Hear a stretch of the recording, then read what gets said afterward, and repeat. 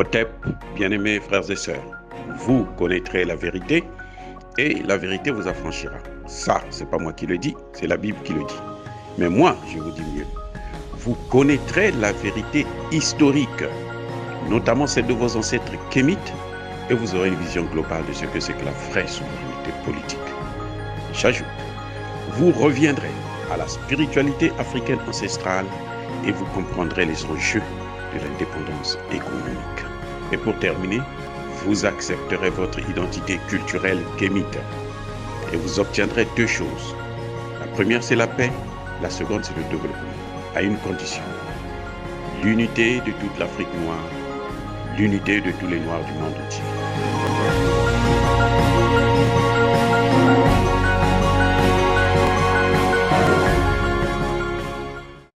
Otep à tous, bienvenue sur la chaîne des panafricanistes par essence, par conviction et par excellence. Celle des citoyens kémites par nécessité et obligation de combat. Nous sommes une chaîne qui n'est guidée que par nos ancêtres et rien que par les ancêtres qui appartiennent à l'égrégore du monde noir. Par conséquent, nous ne croyons en aucun Dieu venu de l'étranger. Toutefois, cette vidéo n'est aucunement destinée à inciter à la haine ou à la violence, car nous menons un combat politique, géopolitique et géostratégique contre l'impérialisme, le colonialisme, le néocolonialisme et l'endocolonat, sur la base du principe spirituel que nous avons hérité de nos ancêtres kémites, qui est celui de la Mahat, c'est-à-dire vérité et justice. Vous êtes donc en droit de connaître la vérité, et nous avons l'obligation de vous dire la vérité et rien que la vérité, afin que justice soit faite, soit rendue à l'Afrique. Et ça, c'est notre modeste contribution dans la noble lutte en faveur de la souveraineté, la dignité et l'unité africaine. Et ça, c'est ce qu'on appelle ni plus ni moins que le panafricanisme. Bien-aimés frères et sœurs, on entend ici et là, ça continue à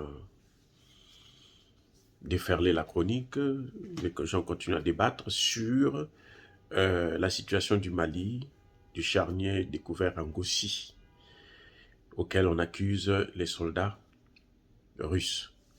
On dit que le drone français a filmé les soldats russes et ils étaient en uniforme des Russes, ils voient bien l'insigne des Russes et ainsi de suite.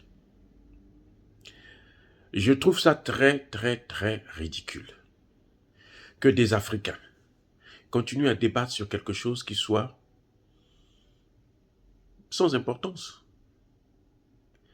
Est-ce que la France est obligée de rester au Mali? Réponse, non. Qui a commencé à demander à la France de partir? Réponse, la France elle-même. Est-ce que Emmanuel Macron était en état de démence? Je l'espère. Je pense que oui. Si aujourd'hui il n'accepte plus, il ne veut plus partir. C'est quand il avait déclaré le 3 juin et le 7 juin 2021 qu'il devrait quitter le Mali. Il était fou en ce moment. C'était la démence. Mais il faut le reconnaître et le déclarer comme ça. On va annuler ses déclarations. Mais il avait dit qu'il partait.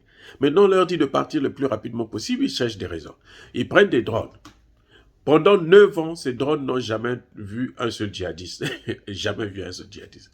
On a su, c'est maintenant qu'on sait que les Français avaient des drones. On apprend qu'ils ont même des satellites, et que les satellites là peuvent filmer quelqu'un qui est en train de fumer sa cigarette. Sous un baobab. Il y a quelque chose qui ne va pas. Est-ce que c'est à la France de déterminer si un gouvernement est légitime en Afrique, oui ou non? Réponse, non. Ce n'est pas le problème de la France parce que ça, c'est ce qu'on appelle ingérence dans les affaires intérieures d'un État souverain. Maintenant, le cas échéant du Mali. On va vous dire qu'il n'y a pas la démocratie. Et ce n'est pas à un gouvernement qui n'a pas été élu de prendre la décision de rompre les contrats, les accords de défense. Ah. Quand il s'agit de la continuité de l'État, tous les gouvernements qui viennent sont aptes à le faire. Ils doivent le faire, ils sont obligés. Mais lorsqu'il s'agit maintenant de regarder de près ce que les précédents gouvernements ont fait, les gouvernements dits démocratiques ont fait, ils disent non, on ne regarde pas ça. Ils n'ont pas le droit parce qu'ils n'ont pas été élus. Ils ne sont pas légitimes, ils ne sont pas légaux. Il y a un problème. Bien-aimés frères et sœurs, il y a un problème, hein, mais c'est un problème grave. Ils veulent la continuité de l'État, mais ils ne veulent pas que l'État regarde exactement qu'est-ce qui s'est passé. Et lorsqu'on parle des accords de défense qui ont été violés, personne ne reconnaît que ces accords ont été violés. Vous savez pourquoi le Mali avait demandé de réviser les accords de défense? Pourquoi? Vous savez pourquoi? Ça, tous les grands journalistes français, personne n'en parle. On devait d'abord se poser la question, mais ils voulaient réviser pourquoi? Qu'est-ce qu'ils avaient trouvé d'anormal dans ces accords? C'est ça qu'il faut d'abord poser comme question. Mais vous savez quoi? Eh bien, le Mali a découvert, le gouvernement d'Assimi Goïta, c'est un militaire, c'est un accord militaire. Il a compris que dans cet accord-là, on n'avait pas demandé des troupes au sol. Donc, on n'avait pas besoin de 2500 troupes qu'ils ont là en ce net moment. On avait besoin d'un appui aérien, quelques pilotes d'avions, et puis des avions, et puis le service de renseignement. Pour ça, là, vous n'avez même pas besoin de 200 personnes. Une centaine de personnes peuvent faire l'affaire. S'ils sont venus vraiment pour combattre le terrorisme. Mais ils sont venus avec des troupes au sol, avec des chars, avec des ceci, avec des cela. Et ils n'ont jamais tué un seul terroriste. Parce que les gens qui disent qu'on a tué tel chef de terroriste, on le retrouve après en Algérie, on le retrouve après au Burkina Faso, c'est en Algérie qu'il va mourir. Parfois, c'est même au Mali même qu'il vient mourir après. Donc, ces gens-là, ils meurent et ils se réveillent, ils ont le pouvoir de se ressusciter comme Jésus. Écoutez, soyons sérieux, Africains et Africaines. Mais non, ils disent que non, non, non, non, c'est vrai. C'est un débat que je ne veux pas citer la radio ou les gens. Mais ils disent non, c'est vrai, ce sont des Russes qu'on a filmés avec le drone. Très bien. Je suis tout à fait d'accord avec vous. Très bien, ce sont des Russes qu'on a filmés. Ce qu'ils oublient de dire, c'est que Kinyolo qui voulait tuer le président Touadéra, sur son voiture, là, il y avait un drapeau russe. Quand il se baladait au Centrafrique, là, c'était avec une voiture, avec un drapeau russe. Comme si c'était un Russe qui se promenait dans cette voiture alors qu'il est français. Kinyolo, quand on l'a arrêté là, la voiture, il y avait le drapeau russe. Ça, c'est un. Vous voulez que j'ajoute? Je vais ajouter encore un autre. Les 4 derniers tueurs criminels qu'on a attrapés là, qui voulaient tuer toujours le président Touadéra, on les a attrapés à l'aéroport. Ils travaillaient aux Nations Unies. Ils venaient d'accompagner le directeur, le patron de la mission, le chef d'état-major de l'armée onusienne, la MINUSCA. Vous savez, les 4, qu'est-ce qu'ils avaient comme signe particulier? Eh bien, ils avaient des noms russes, mais ils étaient tous des Français. Et le chef d'état-major lui-même, c'était aussi un Français. Imaginez la suite. Ça vous suffit, ça vous convainc? Vous voulez que j'ajoute? Eh bien, on va ajouter encore un autre. Parce que la liste n'est pas exhaustive. Hein? Ils ne font que ça. On a arrêté des Français, plusieurs Français, avec des uniformes espagnols. Ils travaillent aux Nations Unies. Ils ont la carte des Nations Unies, mais ils ont l'uniforme espagnol et ce sont des Français. Leur passeport pour entrer aux Nations Unies, c'est un passeport français. C'est leur habitude de changer d'identité, même aux Nations Unies. Et ça montre quoi? Ça montre que les Nations Unies travaillent pour la France. Aussi simple que ça. Ça montre que les Nations Unies travaillent pour la France. Ça montre que les Nations Unies travaillent pour les puissances occidentales. Ça montre que les Nations Unies, ce n'est pas une institution neutre. C'est une institution qui a sa partie pris. Voilà. Donc, toutes ces raisons que la France avance là, ce sont des raisons fallacieuses. Elles n'ont ni tête ni queue. La France doit quitter le Mali, elle doit quitter l'Afrique. Et c'est ce que nous demandons, c'est ce que nous voulons. Pas la peine de nous faire dire, de nous faire croire que ce gouvernement n'est pas légitime. Nous, pour quitter là-bas, il faut un gouvernement légitime. Vous savez pourquoi la France demande qu'il faut que ce soit un gouvernement légitime? Parce que ce sont eux qui contrôlent les élections. On a vu en Côte d'Ivoire qui a proclamé les résultats en Côte d'Ivoire. Ce n'est pas le gouvernement malien, et plutôt ivoirien. Ce sont les Nations Unies qui ont proclamé Alassane Ouattara président. vainqueur des élections. C'est pour ça qu'ils veulent qu'on organise les élections, surtout lorsqu'il y a les Nations Unies. Or, si nos dirigeants sont sérieux, aucun dirigeant ne devrait organiser des élections avec une base militaire étrangère sur son sol. Je répète, aucune élection crédible ne peut s'être organisée quand vous avez les Nations Unies ou une force étrangère sur votre sol. Parce qu'ils le font puisqu'ils contrôlent le système, ce sont eux, ils bourrent les urnes, ils font tout ce qu'ils veulent et ils mettent à la tête toujours quelqu'un qui est acquis à leur cause. Ça a toujours été comme ça.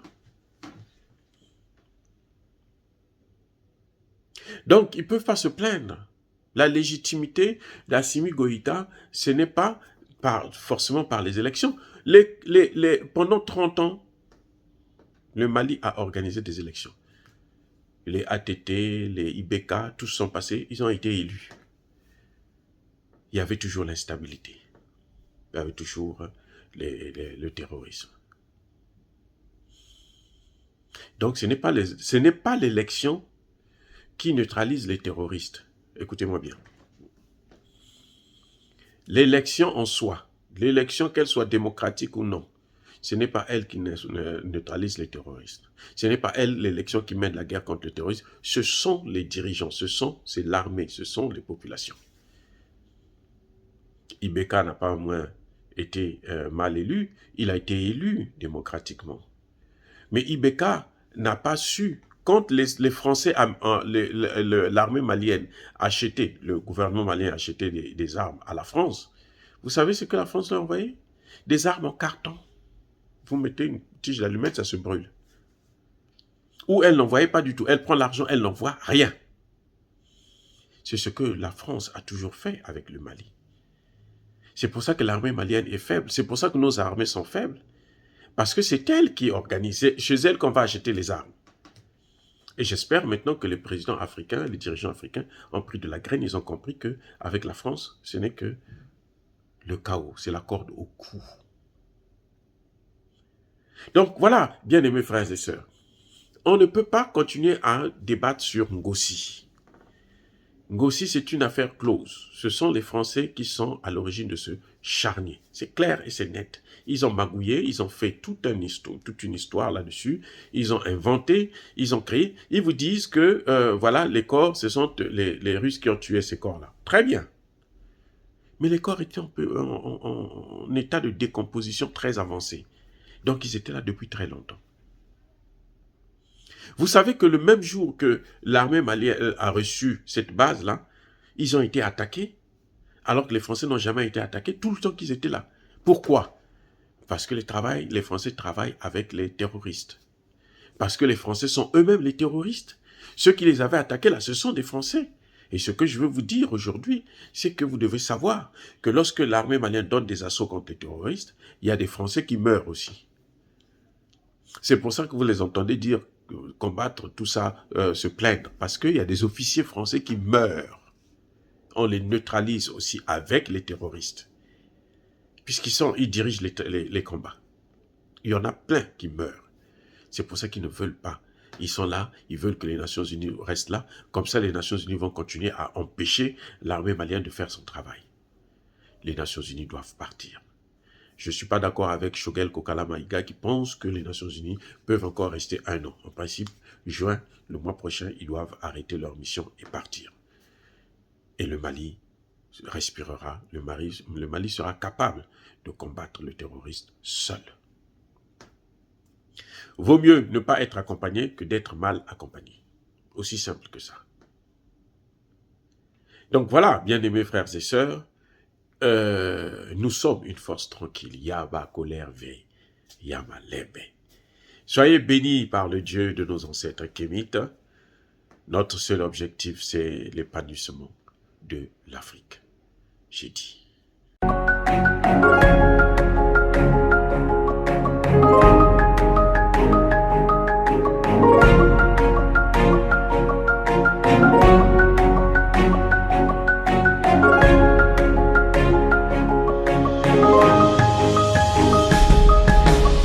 Eux, ils marchent par la foi et non par la vue.